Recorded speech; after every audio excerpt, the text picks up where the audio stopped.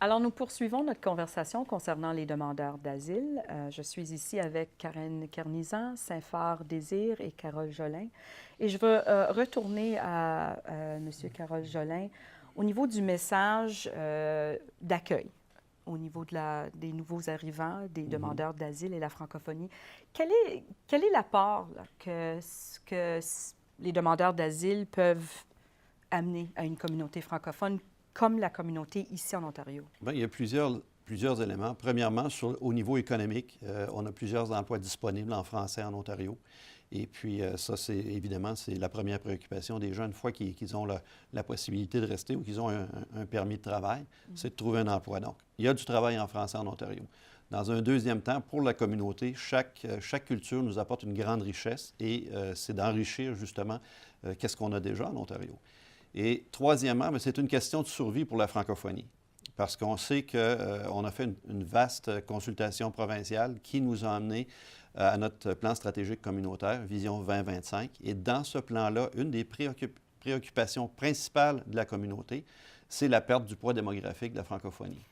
Et présentement, nous représentons à peu près 5 de la population en Ontario. Mais notre immigration francophone est plutôt autour du 2 Donc, à la longue, on risque de perdre le poids démographique qu'on a et les services et tout ce qui va avec. Donc, c'est extrêmement important qu'on puisse atteindre les cibles que le gouvernement s'est données en 2012. C'était une cible de 5 puis qu'on n'a jamais atteint. Et c'est pour ça également que l'Assemblée de la francophonie a publié en mars dernier un livre blanc sur l'immigration francophone. Et nous travaillons avec les 11 recommandations de ce livre blanc-là, nous travaillons avec le gouvernement provincial et le gouvernement fédéral pour amener des changements, puis non seulement atteindre cette cible, mais la dépasser, parce que c'est une question de survie pour la francophonie à long terme. Oui. Est-ce que vous travaillez avec les trois niveaux du gouvernement, les trois paliers? Est-ce que c'est simplement au niveau du fédéral que vous avez cette conversation? Niveau fédéral, pour le niveau fédéral qui est responsable, on pourrait dire à peu près à 80 du Oui? dossier, et au niveau provincial, qui est responsable à peu près à 20 du dossier. Et puis, on a de nombreux contacts avec les parlementaires à ce niveau-là, aux deux niveaux.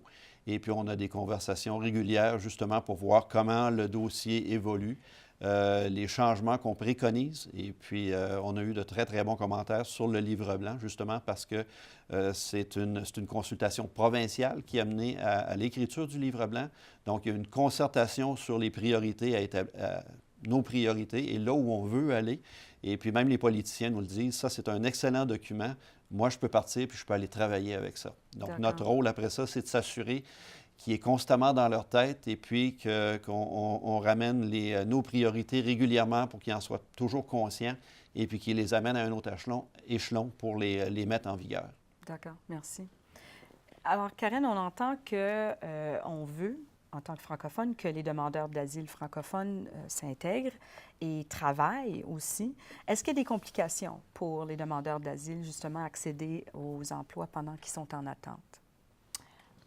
Il peut y avoir certaines complications dépendamment euh, des antécédents du demandeur d'asile. C'est sûr que ils ont accès à certaines professions et bien sûr, ça va dépendre du permis de travail pour lequel ils vont faire une demande et le permis en question qu'ils vont recevoir.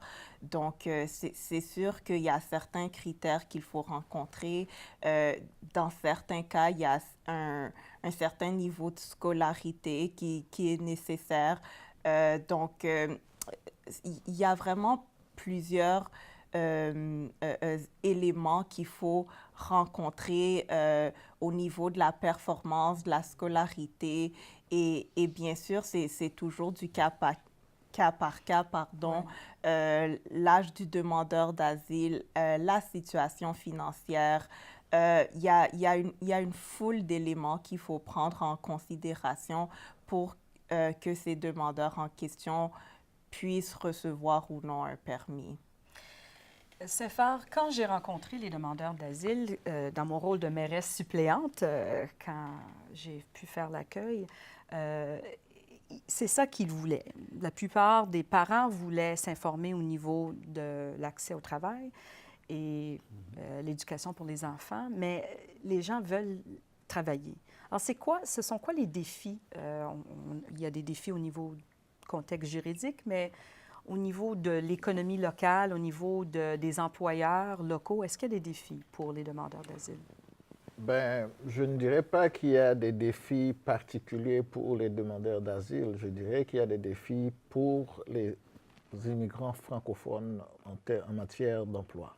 Bon, expliquez. Donc, il faut comprendre que même s'il y a des emplois dans la francophonie où on peut travailler entièrement en français, mais la grande majorité des emplois, c'est des emplois où il faut parler anglais.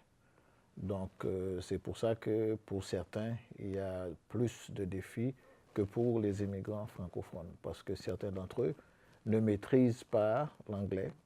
Et c'est pour ça que le gouvernement met à leur disposition des cours de langue qui leur permettent de pouvoir parfaire leur connaissance de l'anglais, ou même du français pour certains d'entre eux, pour pouvoir avoir accès à un emploi. Il y a des défis en matière du type d'emploi. Par exemple, les gens qui arrivent et qui sont des infirmiers ou des infirmières ou des médecins, et donc dans leur cas particulier, ou des ingénieurs, il y a un ordre qui établit qui peut travailler ici comme... Bien que, personnellement, je dis souvent que c'est une fausse barrière parce que dans certains métiers, le fait d'être affilié à l'ordre n'est pas une obligation pour travailler. D'accord. Par exemple, un ingénieur, s'il ne signe pas les documents qui doivent être approuvés, il n'a pas besoin d'être membre de l'ordre. Même un ingénieur qui a étudié au Canada n'a pas besoin d'être un membre de l'ordre pour pouvoir travailler dans son métier. Au niveau des gens qui arrivent des États-Unis, c'est des gens qui, dans certains métiers, devraient avoir plus de chance parce qu'ils ont étudié aux États-Unis. Et ils ont une maîtrise, on imagine. Ils ont une maîtrise de l'anglais. Oui. Donc, c'est pour ça que ces gens-là, on n'a pas beaucoup d'inquiétude pour leur cas. Mais les immigrants francophones, d'une manière générale, ont toujours un peu plus de défis à pouvoir avoir accès à l'emploi. Donc, ils sont intéressants pour la communauté francophone, mais ils doivent avoir vraiment une scolarité qui permet de s'exprimer en anglais et en français, c'est ça? Dépendamment de leur métier et dépendamment dans quel domaine qu'ils veulent travailler. D'accord.